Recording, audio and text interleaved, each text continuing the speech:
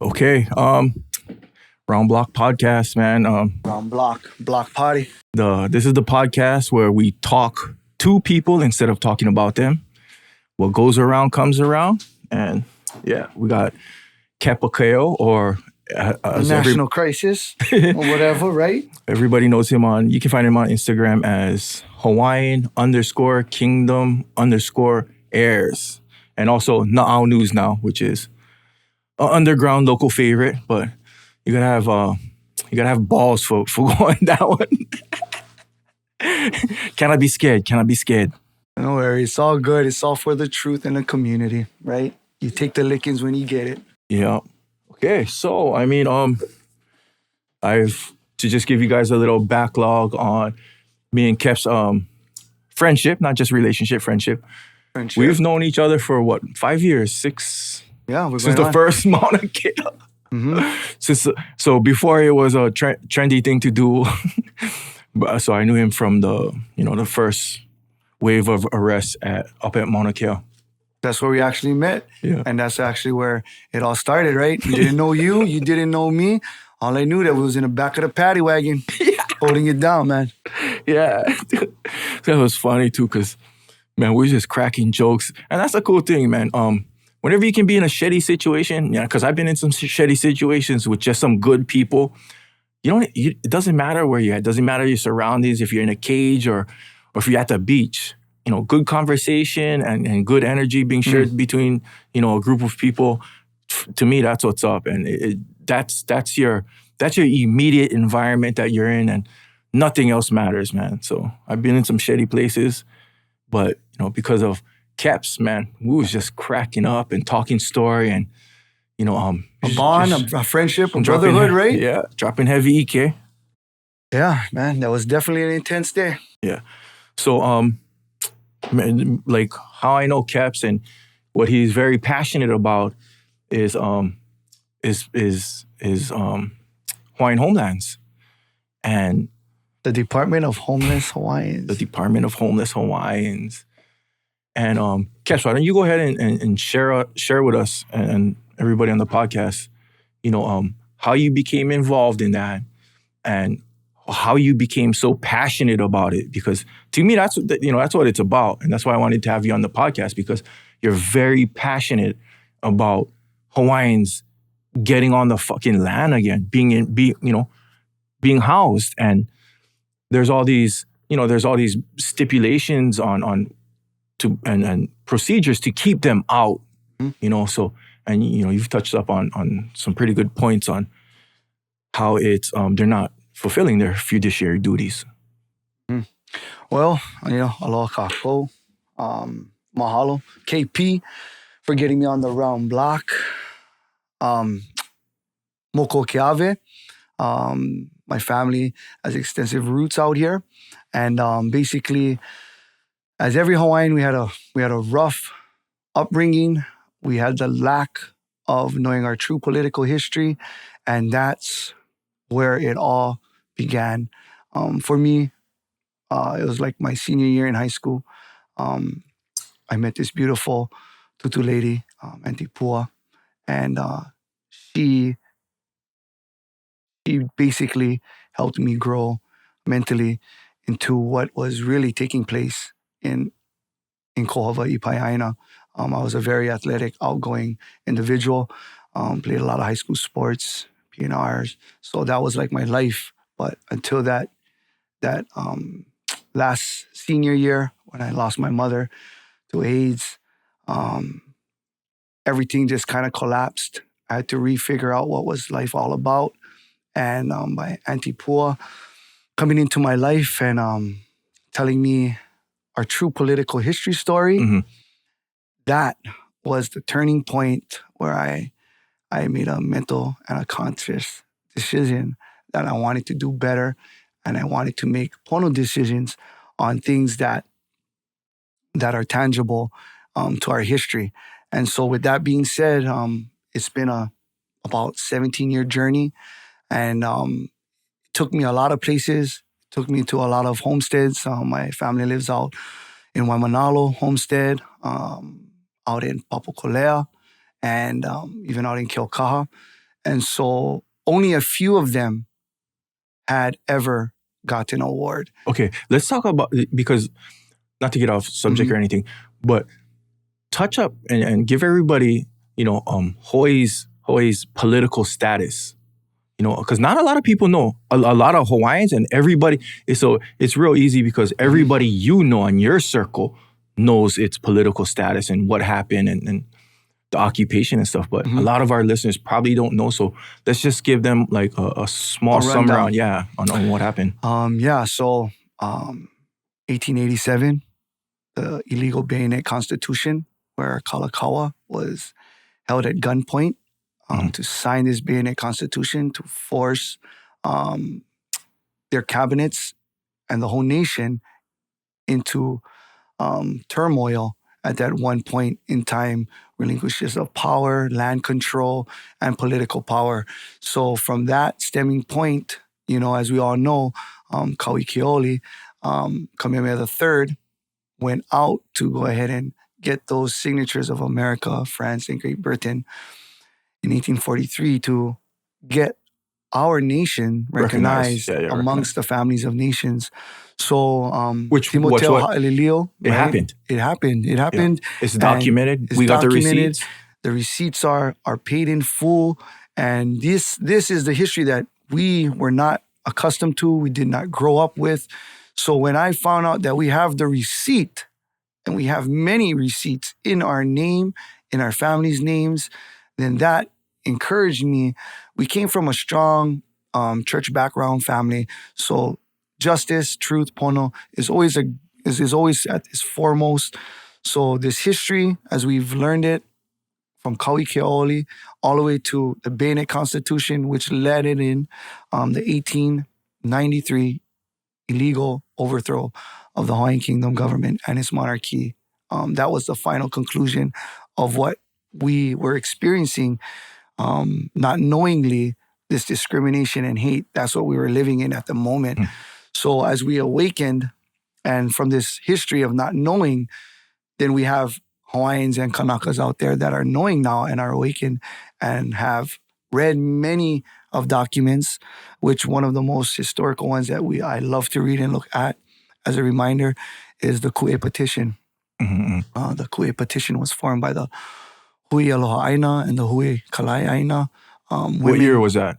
So that was right after the overthrow. Okay. We're looking at 1894-ish, 1895-ish. They formed and got over 89% total population to sign on and reaffirm their commitment to our independence and our equal friendship around the world that we have so valued and worked so hard for.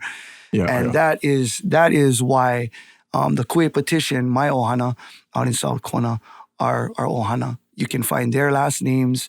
Out in Oahu, you can find our family last names all over, our Kaululo, our Kaeos. We all have signed on. And that is where I had an awakening and realized that I don't have a choice because the contract is already signed from my kupuna and my ancestors, and my responsibility is fulfill that obligation. Yeah, I mean, I learned about, I read Noe K. Silver's, her dissertation at Duke University, during her dissertation, and she discovered the petition too, and all the signatures. So, and I read her book, Aloha Betrayed. Betrayed. So I read that book in jail. So, and I'm mad at the system, and I'm learning all these things while I'm locked up too. I was just like, man, I'm gonna come out firing. So, I mean, that's how, that's one of the things that really sparked a fire, to learn more about, Hawaii's independence. And I've always questioned why haven't we learned about this growing up in schools? And, then I read this we can go down the rabbit hole about inculcation and then the miseducation of Kanaka here in Hawaii, but educational malpractice. That might be another podcast, but so, let's talk about how, Hawaii history is that we were still and always an independent nation, and that's facts. illegally occupied till this day, right? And many consulates throughout the world, many friendships and relationships in commerce, navigations. So yes, it's an extensive, and it's really quite encouraging and empowering to know the work and still see it that your kupuna and your lahui and ohana has put together, and is still intact. So yeah, it's truly there was a turning point, right? As soon as I learned all of these issues about the illegal overthrow, and then we're looking at this Hawaiian Homes Commission Act, right? Mm-hmm. And I'm looking at it. Which was what? Try brief us a little bit on that. So the Hawaiian Homes Commission Act passed through Congress 1921. It won its leg and its legislation through Prince Kuhil and through Weiss, who put it together. You guys got to read up on John Henry Weiss and the legacy that they live. They're truly amazing historical heroes that played a big part once you started to find out that who are so these. Weiss helped the Hawaiians. Yes, some very athletic, historical Akamai leaders, ali'is in their own genealogy that stepped up to the plate.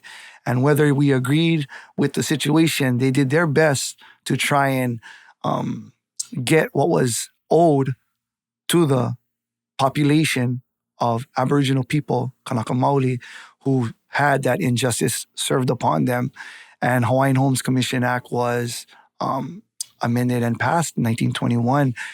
And so Molokai is the first homestead, right, to be built. Mahalo to those families who made it happen, to the congressional delegates who believed in them. And that was supposed to be the model, the Aina Ho'opula, to get back on and farm. And they did it because of Molokai and the farming community. They showed that doesn't matter if it's barren and destined, that Kanakas can and will survive. So mahalo once again, Kepa came right after that. And so 200,000 acres 200,000 acres by Congress. 200,000 acres. Most of them are on Crown and government lands of the Hawaiian Kingdom that was set aside for pastoral, agricultural, and residential use. And so if you guys have a chance to go and look at it, I know the revision is about 130-something pages, but you want to look at the spirit and the intent of the true act, which is about only 19 to 20 pages at most. It keeps it really simple and defined, as in the purpose. Mm-hmm. The purpose is to get everyone, right? Everyone on the land in a due, efficient time so they could perpetuate their culture, mm-hmm. to extend their lives because of the rapid death of diseases that we found that plagued us since the time of Captain Cook. It was still a very down time for the native population around the 1900s.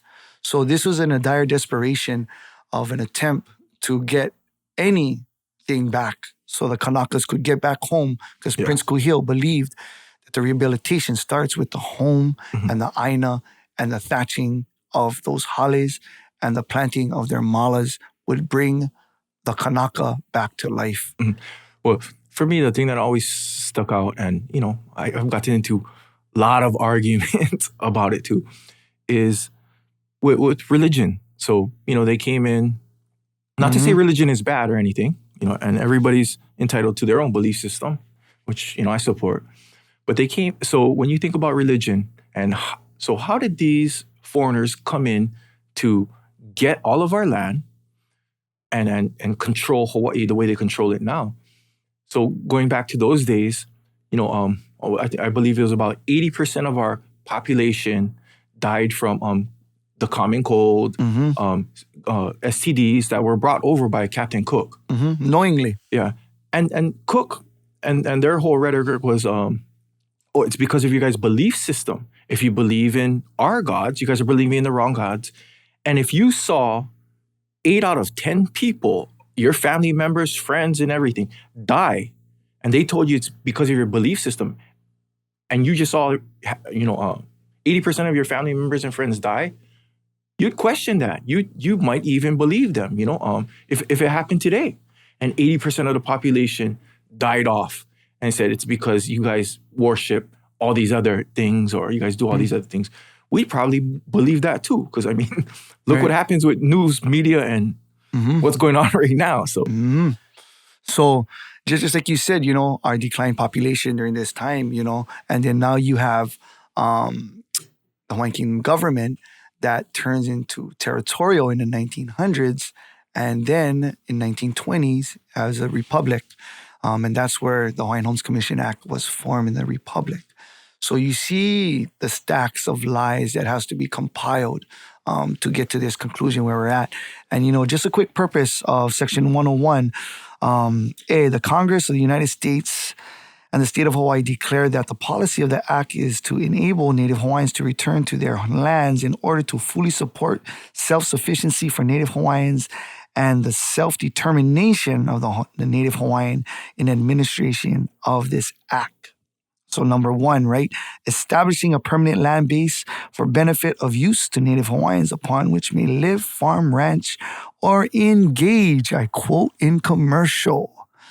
So as you see, that's where we're at. We're at this, how much Hawaiians are on the land, right? Since 100 years, now it's 2020, over 100 years of the illegal overthrow. You're looking at 100 years of the Hawaiian Homes Commission Act. And we look at the grand total scam numbers of the Departments of Homeless Hawaiians. And that's why we call them that, is because in a span of 100 years, they have somehow only been able to manage to put on slightly around 10,000. So if you look at that number and you do some statistics out there, Kako, how much a year have they been putting on to average that 10,000 for 100 years? That is astronomical numbers of failure that you guys are going to see, because that is where we say, what is our farmlands like, what we're suffering from? How much of them have ag lands out of those 10,000? What is the range of those acreages that they have for those, right? We have pastoral. And then the billion-dollar question is, how much Hawaiians have commercial leases? That is where everything must stop to get recalibrated. Because if you're telling me there's only 10,000 that ever received their Aina Ho'opula chance to survive, that's an F. That's an F. Big failure. That's a big failure. And so that's where I think we got to hone on the Department of Homeless Hawaiians. And got to remember, we're not just attacking them. We're looking at them for what they have been producing. And the numbers have shown insignificantly corruption with the whole entire federal congressional act, which I believe a lot of people should be in Guantanamo Bay for, you know, because these are constitutional acts that truly infringe on the essence of the colonizer, right? So now 100 years has come and we are there on the access road, right? What are we doing on the access road? Well, that's part of the inventory. Yeah. That road. Part of the inventory. And, you know, they're I read about this too, but their thing was, oh no, they leased it, but nobody got the money. So they didn't really lease it. And so you're right? So you hear about these leases, right? So we always declare that we want an audit, but an audit is something that is so not tangible in this corrupt fake state.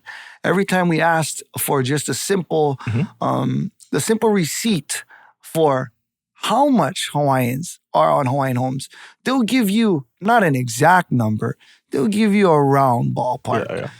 So that's kind of like how these things have been instantly growing itself, because even before Mauna Kea, you know, we've been blessed to go to some of the meetings and seeing that there was no recordings, right? We see people can take executive shishi breaks at any time if they disagree with what you say, right? And they never come back. So coming to this whole, the Department of Homeless Hawaiians, as we grow and we go to these meetings and we see how they treat these people, not knowing that the purpose I just read you not too many people read the purpose. Yeah. So when they go to the meeting, they say, could I use the bathroom? Mhm. Can I talk? Yeah. When in actuality, it's without the Kanaka, there would not be a Department of Hawaiian Homelands. So they got things pretty effed up, how they treat people in there. Yeah, they act like they wouldn't you're have not, that job if it wasn't for the. If me and you not alive and our kupuna not alive, they have no job, right? So when they say 30 million, 20 million went into their infrastructure to keep the lights on, the toilets flushing, how much homes in Hawaiian homestead properties don't have electricity, running water, AC, right? We're talking about those people that get to benefit and how can I say it? And they rightfully always say that they need AC, they need these equipments to get Hawaiians on, and we're still waiting here on the death list. On the death list, yeah. So it's a death list that my mom died on the death list. My papa has died on the death list. So when people say, why are you so angry, right? I say, well, angry comes from injustice, right? But it's not good enough for me just to be angry. We have to be active. We have to show up at these meetings, at these commission meetings. We have to hold them accountable. And that's kind of like the fire where you say, what do you do after you learn? Mm-hmm. After you learn these things? Because you go through anger, you go through these roller coaster emotions, and then you finally realize that, you have to be productive in how you approach this. Because this is organized crime that we're talking about. You see Kealoha all the way down. She signs the ESI from Mauna Kea. Yeah. So, these things, like, Definitely that's why we're passionate, right? Because we do our homework, we do our studying. And so when we know these things, it's easy for us to decipher, but I feel like it's our kuleana to Kanaka, check out this purpose. Yeah. And hold them accountable. Kanaka, check out the Kanawai, the Kumu Kanawai 1843. Go check out the treaties. Get empowered. Before you go out there and before you make change, you have to make change within. And that's where, people say, energy-wise, how do you find this energy to go out there and do it? It's for our kids. We're leaving it in a better space than what they found it, right? Mm-hmm. Yeah. Our grandparents who lived a whole lie, a pledge of allegiance, right? These are the things that inculcation, indoctrination. My grandma went through these conversations with me before she passed, and getting that support from my grandparents, my grandmother and my other grandparent, Papa Delbert, who passed away. That's kind of like those tilting points where, even though the real world doesn't know, it's those encouragement from our kupuna that say, hey, boy, continue on, down reading, downloading, and when you get it, then share it. Until then, just continue down that researching spot, man. I was, growing up, my grandparents taught me not to rock the boat. That was one of her sayings too. So, it was just like, even though I had these questions, I was wondering, hey, what's going on? How come we don't have this? And they all have that. And, I was just taught not to rock the boat. Yeah. But we didn't even know what that meant. Yeah. You know what I mean? We didn't even know what that meant. But like now, like my grandparents, right? Their family served in the military, just like a lot of our families, my brothers. And so they have that tie with that American indoctrination, right? Like that patriotism, right? After the bombing of Pearl Harbor, right? These are all the mental, psychological warfares that our grandparents went through. And that's why we've turned to sports for the camaraderie, to move away, I believe, to some degree, to the reality that could not be in our favor, right? With these things. It keeps us occupied and positively occupied. Yeah, and our mind off politics, which more people should kind of focus on too. And so you're right about that. I just had that conversation with one of my older brothers. They tell me about, politics. So I tell politics, I said, you mean like GMO foods and aipono? Yeah. You mean proper education and updated education or colonized education? Yeah. So these are all politics questions. Yeah. You want to eat good food? You want to eat bad food? You want to have the right education so when you go out to the real world or the real honua. You don't look like a goon, right? When you're talking to Aboriginal peoples of all different walks of life, you know, you want to be respectful of culture. You want to be respectful of your political standings. You don't want to run down that road of believing everybody's a certain type. And that's what I believe the occupation did to our families is don't look at the politics. Don't look at your food source. Like Caesar said, give them bread and wine and entertainment, and they will be all right. That's really, you know, with the it was 1993. They had the apology bill. Apology bill, yes. So with the apology bill, apologize, and then what? Nothing. So what? You know, and you have, you know, millions of dollars for education. So let's give them the proper name: the United Church of Christ. The United Church of Christ, who helped Bill Clinton sign through their conversations of what's right and wrong. And the United Church of Christ is and still active in the communities, but they choose not to be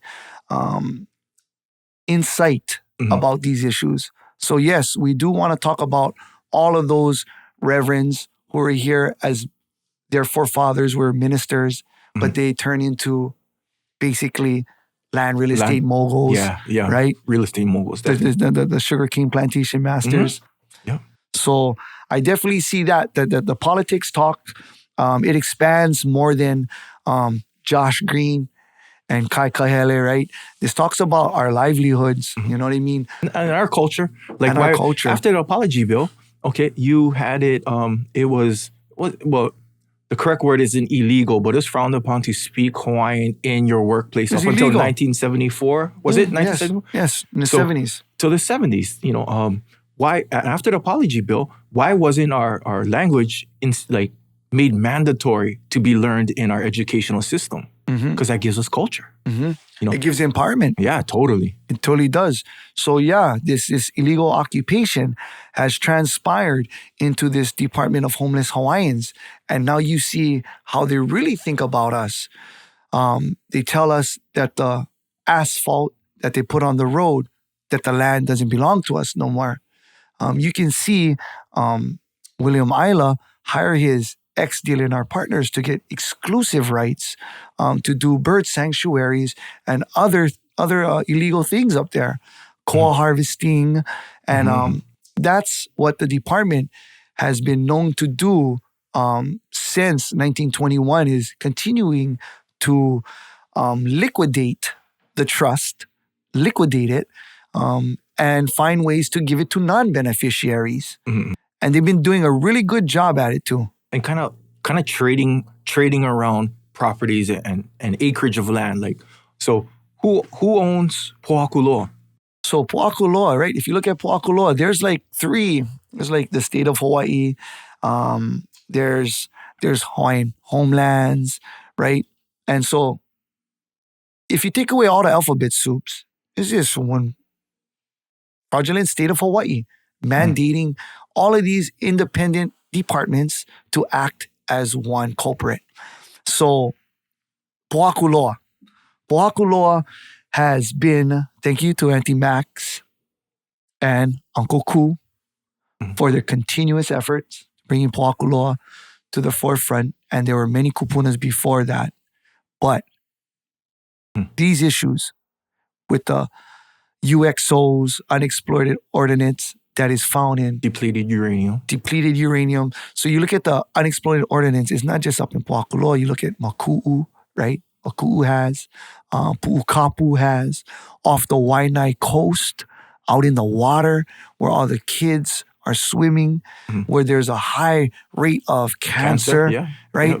And people are not linking it to the Department of Homeless Hawaiians.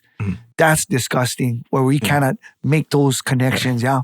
I mean, the evidence and the receipts is there. Man. Yeah. Military, Pohakuloa, the extension, which I hope, Kako, if you're listening, you guys go out there, post that extension. That extension has shown that DLNR is not in compliant with the regulations and the well-being of our lands. And they continue to just let America do whatever they want. And what's blowing our minds is they have RIMPAC, where they allow many of nations to come down here to exercise genocide. So when they go back home, And further they know extension how of to do it. animals. Yeah. And even up at the valleys out in Oahu, where they discuss that those Indian armies that come up there, the Indonesian army, right, that goes out there into our range to go back and to hold our Aboriginal cousins accountable, and basically do genocide to them. And that's where West Papua New Guinea, Mhm. their military comes and practices their genocide out in the mountain ranges of Oahu. Mm. And they go back home and they continue their mass genocide. So if we don't know that these people are coming here to practice, I didn't know that too. you know what I mean? They're Yeah. practicing to go home to execute. Mhm. And it's happening on our moku, whether it's Pohakuloa, where they don't want to touch you and they want to drop bombs and Yeah. experiment, Oh, that's, or they want to do hand-to-hand torture, yeah. which what they do with our West Papua Ohana out there, Mhm. with the Indonesia military that always comes out here. So yes, all of these things from Pohakuloa and to all of these lands that are held by multiple agencies, whether it's the state, DLNR, Department of Homeless Hawaiians, they all work in a synchronized form Mhm. to continue these things at an extreme rate. And that's why we have to be more vigilant. It's like Pohakuloa. Yes, some of them is in the Department of Homeland inventory. For the Mauna Kea thing, that's one thing that struck me very it hit I couldn't understand it. I still can't understand it. Why, with all that momentum that we had for protecting Mauna Kea, that it wasn't marched down the street to 2 miles away? It's about 2 miles away. Well, KP, we don't have to overthink that. There's a lot of nonprofit cloudy airs that's always around, that's playing in within the Lahui. There's always crisis actors, those Hawaiians wear those nice shirts that actually do the tolling for the state. Mhm. And so when you say, oh, I wondered what happened when we went down, you got to wonder how much family members are military services, Mhm. how much people do consultations for them. Yeah. And that kind of solved it when I seen only 20, 25 or 30 of us went down Mhm. that day and everybody stayed up. Yeah. It kind of drew the same conclusion and we had to do more homework. Why doesn't water roll downhill? It stayed right on the top. Mhm. And so, we definitely have to look at those perspectives. Why can't we go ahead with those? I mean, I have friends and family in the military Yes, and we in do. law enforcement too that still wonder how they're practicing and then basically contaminating our groundwater, because it'll seep down. We have a lot of rain and it goes down into our aquifer, Mm-hmm. which then goes into our drinking water. Mm-hmm. So how is that okay? And how with all that momentum we had at Mauna Kea, how isn't it just kind of funneled back down to that area to stop them from doing that too? Because there's a big thing about Koho'olawe, and they stopped it in Koho'olawe, but they didn't really stop it. They relocated There it. it is. So whenever, mahalo to Protect Koho'olawe, all those ohanas that stood up for it. But you know what? We're dealing with the relocation now. Mhm. So yes, that battle, because it was a battle, it was won. Yeah, the Hawaiians got them to relocate it. Mhm. So it got relocated to Mokuoke'awe. And so now we're dealing with it now. Mhm. So it's definitely some mana'o or lahui needs to further consider, because I see a lot of younger makuas stepping up, because you got to remember, those are our kupuna that did Koho'olawe. We don't know what kind of special deals they did, because we know that Koho'olawe was put into a bank account, holdings for the state, that when the Hawaiian Kingdom is returned, that would be part of the inventory. Mhm. And so that is within that contract, that when the kingdom or the Hawaiian Kingdom or Hawaiian Kingdom government is reestablished, that would be a land asset that would be directly deposited into that account. And so you have a few Hawaiians and nonprofits that have actually the biggest say in who gets to go and who doesn't get to go, which I believe should not be the case. It should be open to multiple families, and if not, to all Hawaiians who have that sense of kuleana. I mean, with technology nowadays, and I said this about voting and stuff too. Mhm. With technology, even our tax money, everything's accountable for now. We can put it on an app, or well, we have the technology to put it on an app to see where our money goes. Yeah. But there's no app for that. Just like the land inventory and this mysterious wait list. There should be an app that says, you log onto the app, boom, create a login, create a name, see where you're at on the list. But it's left up to a group that nobody knows who this group is. And you want to hear something even more crazy about this fraudulent, sad situation that the commissioners just was on about a month ago, talking about possible Filipinos, Asians, all on the Hawaiian Homes list without a drop of cocoa. Oh yeah, that's... And so that's where you would see that the land base is being redistributed, possibly to wrong people. Not only that, I feel like so what they're doing, and even when you bring that kind of when you bring that conversation, to the dynamics. Hawaiians, Yes, the dynamics. Now you're going to make us fight with Asians and Filipinos and people that we really feel, and we have families too. Brothers. We have families We're part. too. Yeah, I have part Japanese. Right. But now we're going to fight each other, and now there's going to be that racial discrimination because they're laughing about it. So we always got to stay united on this thing and not be mad at each other and not fight over things that we will probably never own in our lifetimes anyway. To me, you know how we find that out? Every time you got to do your documentation, there's always a signature, right? That's how you bust the criminal. Who signed off on those documents? So it's all about, see, you thought Facebook was crazy? Huh? Try to go to a DHHL meeting. Yeah, these guys censor you. They quiet you up. I went with you and the kill call. You know what I mean? These guys censor you out. It's unbelievable. And you wonder why. How come, where is the data, right? Where is the land dispositions? How much people are there? Where are those numbers? Yeah, they're going to tell you, go to our online. Nah, you guys get paid millions. I want to talk to somebody who can show me maps. So, KP, I definitely did these conversations about the Department of Hawaiian Homes and their fiduciary duties. These are the things that I believe that continue and that should continue to inspire a lot of people to question, leadership, honest leadership, if there is such thing that has that name in Hawaii because of the illegal overthrow. And we see now that they're moving forward during this COVID sneaky time. They want to put forward a casino. They want to roll their snake eyes, right? Kepa Games. Bill Amalaya wants to roll snake eyes upon our family members. It just blows my mind. They can't even get anybody in any safe position, but they want to pick up a dice and shoot craps with our lives. That's kind of like where it's another turning point to how much more can we take before there's a Hilo Airport incident, right? What happened to that 800, 600 million?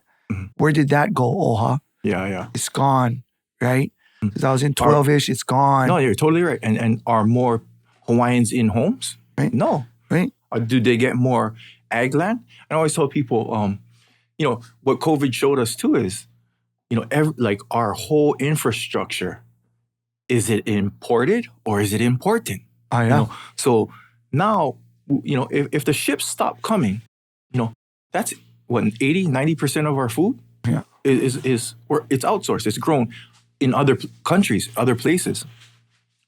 Why are we putting more importance on being able to be sustainable, within, our island chain?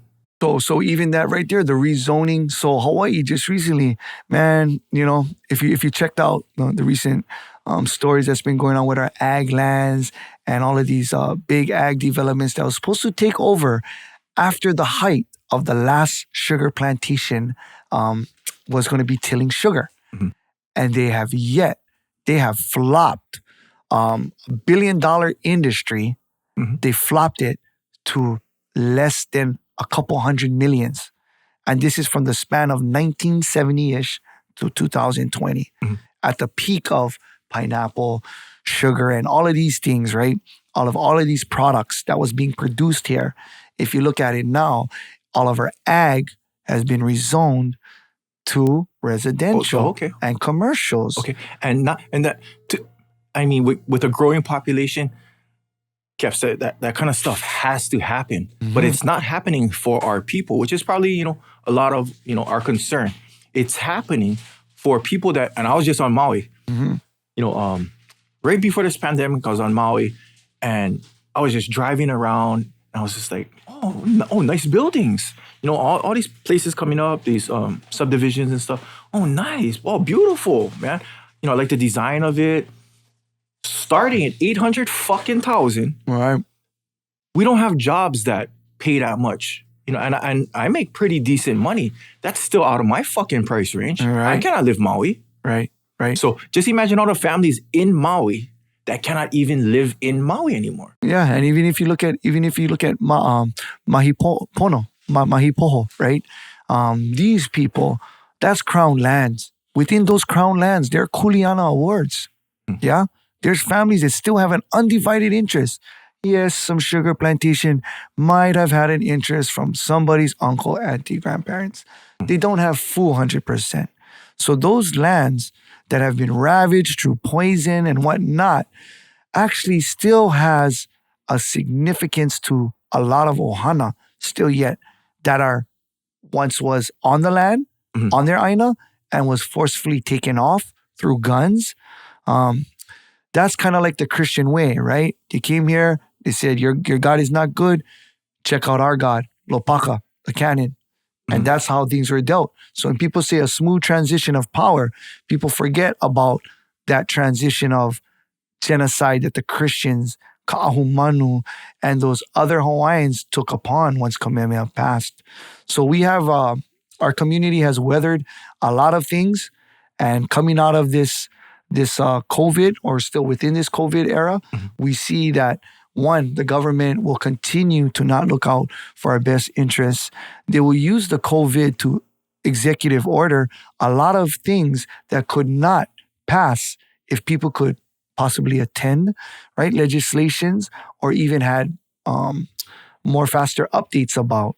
So right now is definitely a hard time for our community for this COVID, and keeping updated. As you can see, some people sign up for DHHL commenting, but they're not accepting. Or sometimes Isla says there's no comments, which is a lie. Oh, yeah, totally. And people are always wanting to know where they're at, what number there are, what's available. And you can do an app for that. Yeah, I think they should. Yeah, why is Instead there of hiring people to sit there in AC, right? I think they should be humbled to some degree. I think they should downsize. I think they should downsize. I think they should learn how to use micro cubic work zones on the backs of beneficiaries, right? Because there's a lot of people passing daily, right? And that's the issue. How do we prevent it? So let's talk about blood quantum, because blood quantum kind of plays into what you said like later on about now letting the Filipinos and Asians and non-cocoa blooded, not native Hawaiian. So so the difference between indigenous and native. Indigenous is the people that were, or is it Aboriginal? Aboriginal. Yeah, indigenous is like a plant forms. Yeah. So and indigenous would be the ones that were here inhabited. Okay, inhabited. So that's it's that can get kind of tricky too. That wordplay can get kind of tricky too, and they use it in a lot of their legal language, and we get tripped up on it because we weren't taught this in school. So, and no, you're right. So this blood quantum, right? I always that's so racist, right? I said, yes, it is, right? If justice can't prevail, then there's going to be racism in between us. And so just like how you're saying, it's degrading, right? That this whole race-based issue, and that's what we're fighting right now, is Aole federal recognition, right? Because we believe that the quantum is designed for failure. As everywhere as it's proven. And this late in the game, too, it's definitely designed for failure. But the higher your blood quantum, the higher up on the list you should be, and just get put on land immediately. And so even at that too, right? This blood quantum, right? Mhm. When I think about this blood quantum and what has it done for our people, right? People say, "Oh, I don't want to go to those meetings and hear that because that's not my kuleana. I know more enough Hawaiian, Yeah. right? I know more enough Hawaiian. I don't like be there. That's, You know what I mean? but And that's discouraging. It's discouraging, and it's meant to discourage. It's meant to discourage. But as you read the Hawaiian Homes Commission Act, you see that when all beneficiaries, which is a grand total of 40,000 or so, right? When they are serviced, Mhm. the next in line are service. So Mhm. by not servicing our elders, You're then you're not going to get service. Yeah. You're not going to get Yeah. service. So every time they tell Kepa, you want to get on? I said, yeah, I want to get on, but I need to get them on first. Yeah, totally. Because when I get them on, nobody can deny me. Yeah. But if not all of our kupuna are on and our makua, Mm. we're winning 30, 40, 50, 60 years. Who am I to get it to they say cutting line, right? They say cutting line. No, this is what the department says. Mhm. They're cutting line. I said, then why don't you award them faster? Yeah, exactly. Because if you award them faster, then their concerns is your grandma gonna give you her lease Yeah. and gonna beat the turn now. Yeah. And then that's what they don't want is they know grandma and grandpa is 60 souls, 70. Yeah. So they know once they give them to that, they already get their successors in line. Mhm.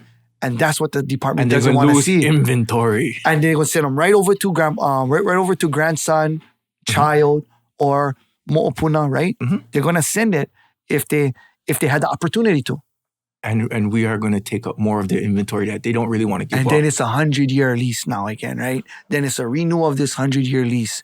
And to be honest, the right to self-determination, I don't really agree with the definition, but the right to our independence, I think is at risk because one, we cannot do no deal with a colonizing power that already has shown us that we are not of equal value. Mhm. And if people, like how we live in Hawaii, so many people are colonized or are a product of the government. Because you got to remember, the state and the county, they hire almost 50% of the population around here. Yeah. Big numbers. So if you take that right there, that's a political grab. Mhm. That's a political vote They're grab. going to be scared to lose their jobs. They're not going to lose their job, especially tell, oh, you, Harry Kim's up this year. You're not going to go for that Hawaiian guy. You're going to go for Harry Kim, right? Or you're going to go for Mitch Roth. You're not going to go for the Hawaiian guy because of all of these political ties to the union, to the county owning the workers. And that's what we're seeing right now is this, all of this mess is coming to this one bank. And for some reason, people thought that we forgot that DHHL is the biggest bank that the state uses. There's many illegal transactions that hasn't gone through consultations. The mall where Uncle Pat guys got arrested, Prince Hill Mall, it wasn't approved. It was just given by the department, just like Walmart. But how much homes have Home Depot sponsored wood for? How much homes? How many? Has what is that? What is those other ones? HPM and Hansador. How much packages have they kokua our community? Not free, half off, right?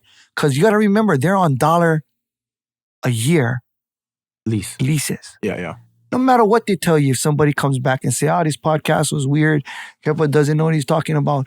Check out those $1 a year burger leases. Yeah. Well, I mean, the $1 a year thing too, when you're without tax. Yeah, and you're awarding these big corporations $1 a year leases on huge acreage, doesn't make sense.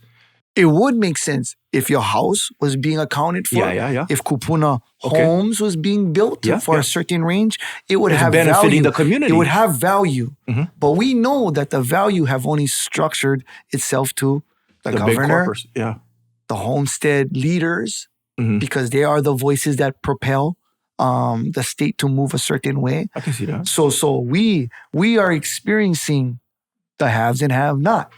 And we're seeing how that they are acquiring and how we are not. So right across in those leases in Blaine's Industrial, those are the tsunami leases. What's across the industrial? Ross's. What is that? Hawaiian Homes. Okay. Yeah. That totally makes sense. Minute stop, Hawaiian Homes, KTA, Hawaiian Homes. Mhm. And no matter if they tell, they get the lease, whatnot. That's what I notice about Hawaii. Hawaii likes to say, they have a lease, but nobody shows nothing around here. Yeah. I got 21, but I'm not going to show you my cards. Yeah. Right? It's almost like it's a bluff. Oh, it's a bluff. It is. It's a bluff because when you ask them, could you show me then you see, quiet title. Then you see all of these. It's a Hawaiian homestead lease.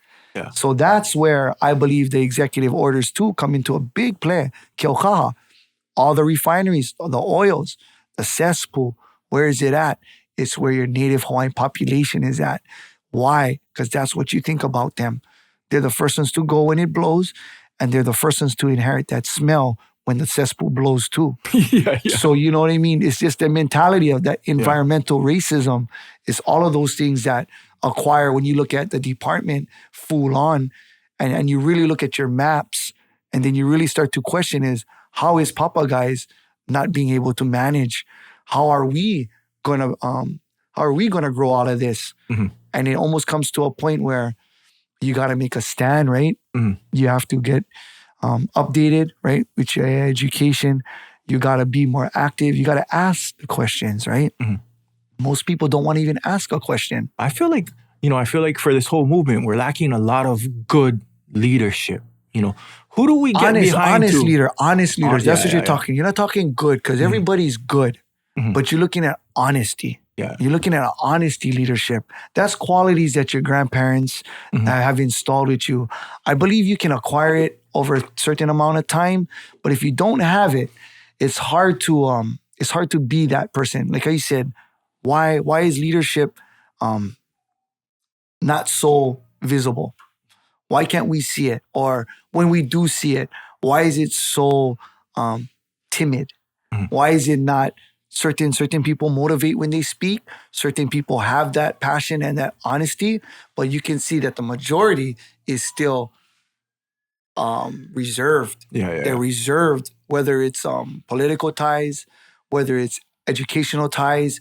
That's the uniqueness of Hawaii and the so-called colonization of how we see our university system. Oh, yeah. It's a place of colonizing, right? It's a educational malpractice source. Miseducation. And so that's Continued miseducation. Yeah, all of these things are so important that we have to pick up on these things. But once again, if we are not awake to it, I don't think we'll be able to change anyone independently.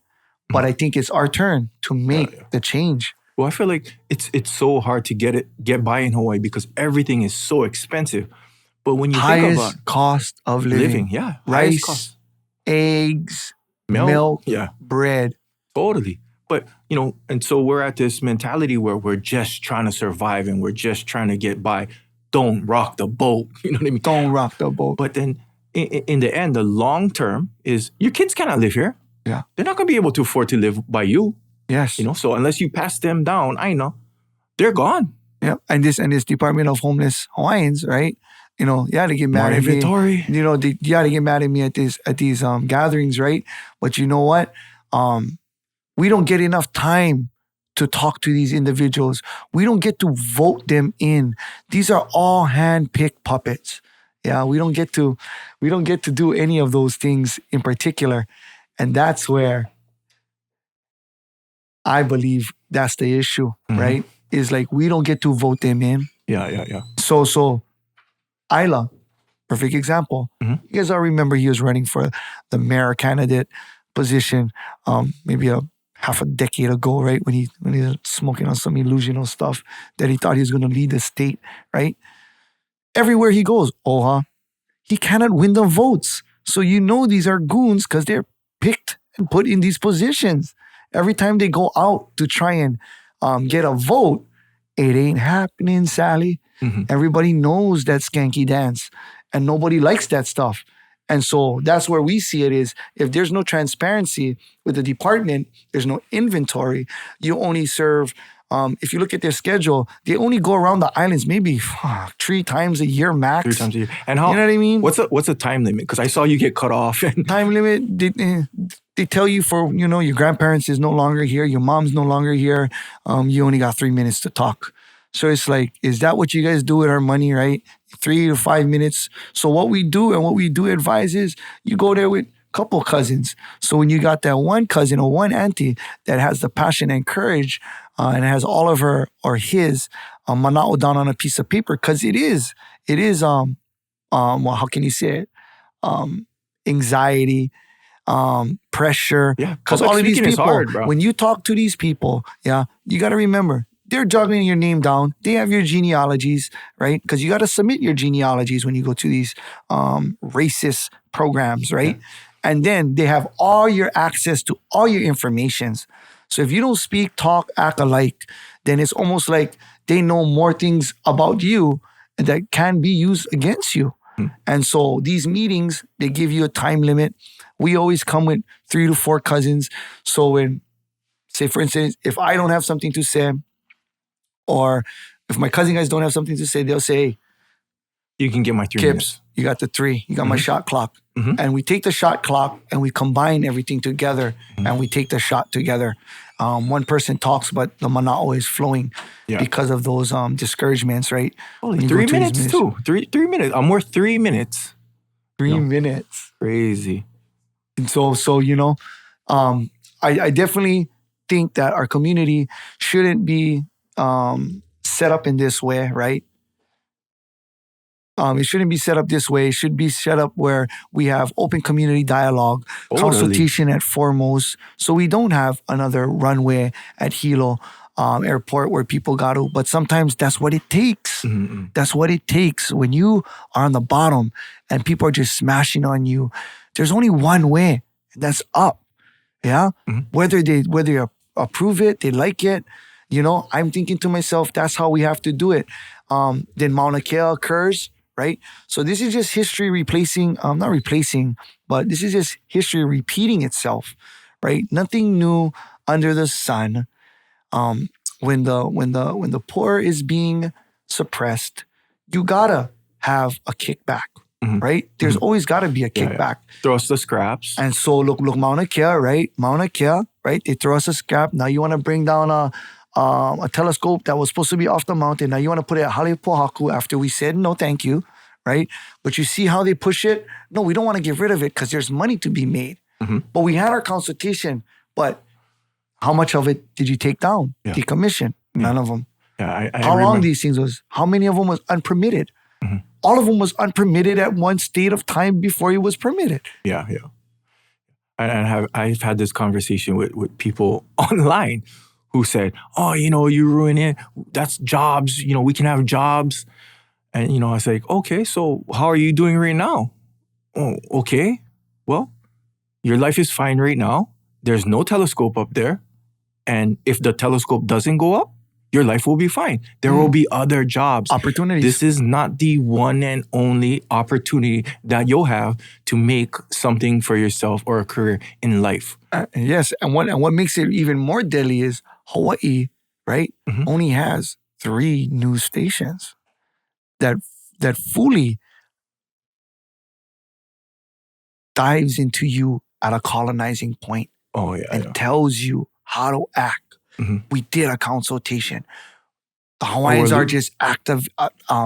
They're just being weird, right? Or angry. They're angry Hawaiians, right? They don't know what they're doing, right? And it's almost like that's what they use the media for. Yeah. Some of Is us to are squeeze angry. it down. I'm angry. I get angry and frustrated. If you're not angry, if you're not hungry, if you're not happy, then you're not human. Yeah. You got to have those experiences. Without those experiences, you're not going to have growth. And the department, whether I truly want it to dissolve. I truly, really want this to dissolve. How? There are already land bases. There are already X amount of Hawaiians out here. We're definitely outnumbered. We're definitely outnumbered. So the housing wouldn't be such a toll for the state if they just honored what already was in place, our treaty, right? Our treaty still has Kuleana lands, still has Kuleana rights, native tenant rights, right? Has our ali'i lines for many ali'is who are alive. And there's even the Kuleana Act, right, of 1859, where you could acquire crown lands 1 to 2 acre for X amount of dollars if he wasn't awarded during the mahele. Mm-hmm. That's the kind of mana'o people got to understand, Yeah. right? Even if you don't have a royal patent and it wasn't surveyed, it wasn't paid for in full, that did not exempt you from still acquiring aina to live. I think we could do a whole podcast on that subject alone and how to do it too later. So yeah, we definitely have to get back because that's part of getting connected, staying connected. The AI educational campaign that, not a lot of people are ready to go down this road. But to be honest, I truly believe with the power of the internet in our hands, us creating this time for each other, and help each other out on this spiritual enlightenment or the awakening of what we're experiencing. Because right now in Hawaii, you know it, whereas I know it. If you come up with a funky story, right now there's 5, 50, 25 people ready to check that citation. If you come up with something weird and you try to mix something up and something is not Huna, right? The Huna clan, right? They're on that, right? You come up with a cult, they're on that. So it's like, it's the awakening too, right? It's the awakening of our people, not accepting it's anything that is being pushed on us, right? Not accepting it full-heartedly, questioning what is their intent? What is their mana'o when they come here? Do they truly want to be servants of the community or are they here to rape and pillage, right?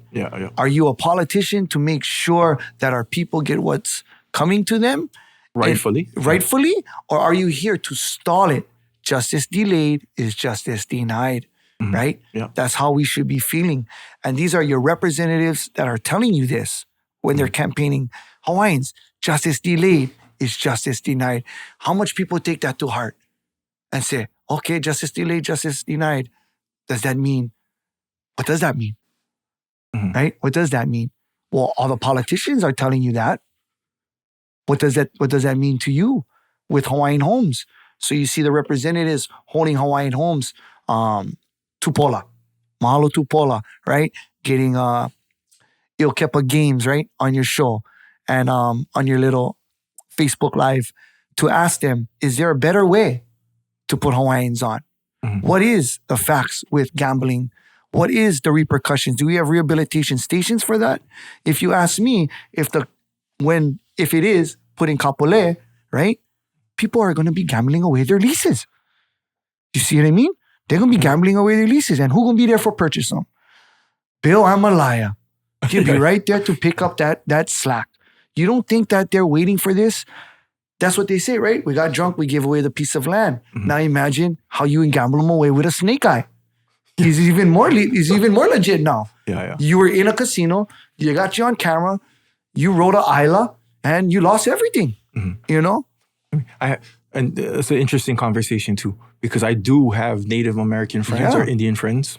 It's some of them like to be called Indians, some of them like to be called Native Americans. By their proper identity. Yeah. So I'm just like, okay, cool. But I do have good friends, right? And they've explained to me, and I see how they benefit from it. There is beneficial. Totally. But it's beneficial because the money that the casino earns doesn't go back into this mysterious thing that's not accountable. They have a profit folder that shows what the casinos make. They have a payout every month and an annual. So think about it like this. What you just said, everything's lined up, right? Imagine, why can't we do that? I'm not for all these funny talks about casino and whatnot, but who am I if the department were to extinguish the wait lists, the beneficiaries, and the obligations at hand? Because you guys gotta remember this. These things were put in place for statehood. If you don't qualify in these 3 criteriums, you are not considered statehood approved. Homes, education, and food for the betterment of the Native Hawaiians and their population. And so that's where, okay, if you gave the housing, if you gave the schooling, if you had the farms for food, you might just have some sick Hawaiians out there who just might want the casino right next to their house. You know what I mean? And who are we to say no? Because everything's accounted for. Housing, food, right? Everything's accounted. All your necessities are based already. Yeah, and there is benefit to it. There is benefits. So, but if you wrap that up and you get those three, Mhm. anything is possible. You know what I mean? I'm pretty sure that the state would get away with some stupid deals if they fed the people and did it correctly, which they, I'm happy that they didn't, Yeah. I mean, I like the idea of the casinos only because I like the idea that the waitlisters or the Hawaiians can get something. It's just like these windmills and these geothermal plants. Yeah, they come in. It's a big business. They're fracking. They're fracking. They're fracking our aina for their benefit. Yeah. Our electric bills isn't getting lower. They sell the electric to Hiko. Hiko gets it for cheaper, and they make more money. Right. So it's even these these green the green rush and the whole windmills. The community is not benefiting from any of these things happening. Just like the fracking, like you said. So the Israeli government is in a part of that, right? Mm-hmm. Not everybody knows that. Like the Israeli government has a great say in our mineral rights for the fracking that's taking place down PGV, right? And so that's where we have all of these natural resources in abundance. We have all this opportunity, but somehow it has to run through just the state. But you got to remember, a lot of the state properties, right? A lot of the state properties are on deeds from the territory, Republic Times, and they're also on Land Commission awards and royal patents. So if you buy certain properties, if you're fortunate enough, if you buy in certain zones, you will see that there's a royal patent number attached to it, or there's grants, or there's other specific documents that predate the state, that the state still conducts their business upon. So that's why it's so important to look for your royal patents, your kuleana, and your family's parcels, because there could be a mall on it, right? You could possibly, there's money involved to go get lawyers and whatnot, but those are the things that we need to set clear. Whose properties are these on? What are we going to be able to, when are we going to be able to get to this point in life, right? To the honest point of life. Because like you said, we have so much land base, we have so much resources to do, but we don't have the monies or the support to do it. Yeah. Because you got to go through so many processes to even get there, like the Department of Hawaiian Homes. The Hawaiian Homes, you got to go through how many banks to get you pre-approved, and they won't get you pre-approved because the value of the house and the land, because you don't own the land. Make enough, and we don't make enough either. You don't own the land, so they don't want to invest in that. Yeah, right. But somehow they invest in other people's properties. Yep. So you see the discrimination. You even see Bumpy talking about the Bank of America and their settlement with the Department of Hawaiian Homes and their $350 million loan obligations, right? Just hit the news, right? The teachers' work union, right? Everybody's rallying around this, right? They're trying to find ways of how to hold the banks accountable, right? Go down Keokaha. You look at all the old homes. They're falling apart. Shoddy jobs. Sandwich aisle. Ripped off the Hawaiians of getting them telecommunications, right? Clayton He, the He'e, slimy politician, still everybody's stuff. But this is the circle, this is the cycle of what we're living through at the present moment. It's like there is ways to get out of this, but the only way that I've seen things being able to move is collectively, as a family, as an organization, as a team. Like, you just have to have a bunch of dedicated Hawaiians that want to change Ko'olave. Dedicated Hawaiians made the change. Makua Valley, solid Hawaiians, different races, made change. And just support each other. Other. Waiole, right? Solid people, Hawaiian-led, community organized, change. Yeah. And change. That's another thing I think COVID stopped. There's all these great, strong, Hawaiian movements, and pride popping up all over. And then the COVID. Then COVID hit. And now everybody's just scrambling just to stay alive now. And fighting each other about masks. You cannot even get on the Department of Hawaiian Homeland's agenda, right? Until you got to go through all this signing and approvals. And even at that, then Isla's going to say nobody signed up. That's why you don't see nobody on the mission. Right now, COVID gives us time to recalibrate, I believe. You know, look at this podcast. You recalibrated yourself. You went back into, you recalibrated yourself. You've seen that there was things happening. You've seen that there's things that need to be addressed. You believe that there were content out there that could be accessed, right? And that's what you did. Even like us too, when we did DHP, Dark Side of Hawaiian Politics. It's like Now News Now throughout the week. We give you all the news that we believe that affects us. And by the end of that week, that's why DHP was formed, to give you the highlights of what we believe that the state does not want you to dive into more. And that's why we created or recalibrated these this process, is because we know how important it is to get other people's voices out, try to inspire other people, and try to get people to open up and communicate. Communication is one of the hardest things you can do in life because of the anxieties and whatnot, the phobias.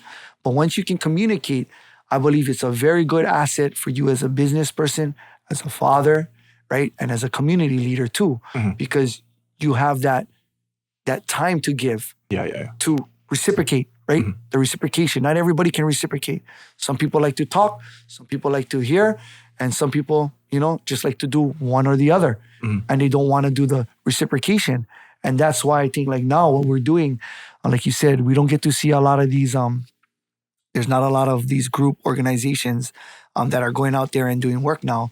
You're right, because just yesterday they tried to pass a House bill that would criminalize Native Hawaiians and other races if they ever protest along the electrical lines. It would be a $10,000 fine, up to 5 years prison, right? Yeah. So you see what I mean? This is a this is a tactic.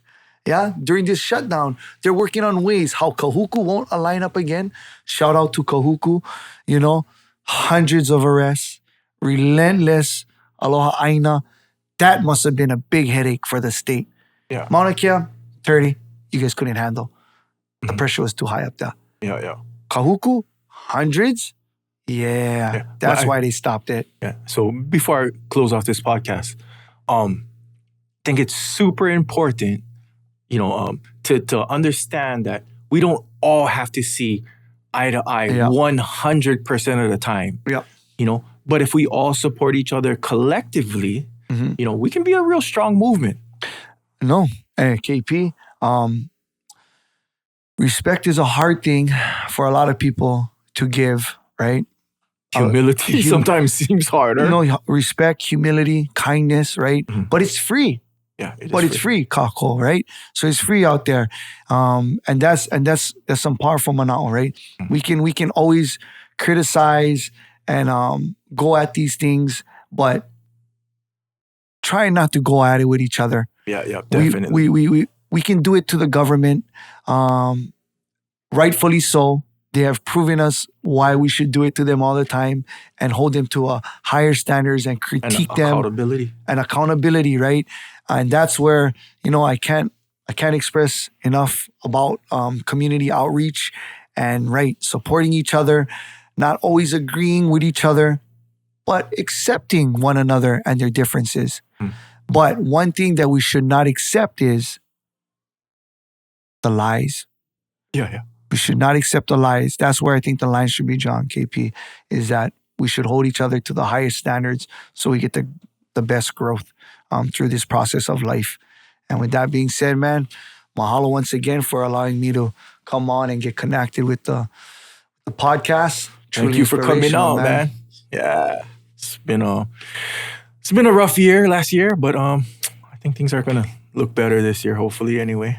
You know that, man. Yeah. Thanks for keeping me connected and always inspiring me and our communities, man. Because right now, that's what we need. We need the rally point. Let's go. All right. Thank you guys for listening, man. Round Block Podcast, where we talk no to treaty, people. No annexation. Yeah. All right, guys. Thank you.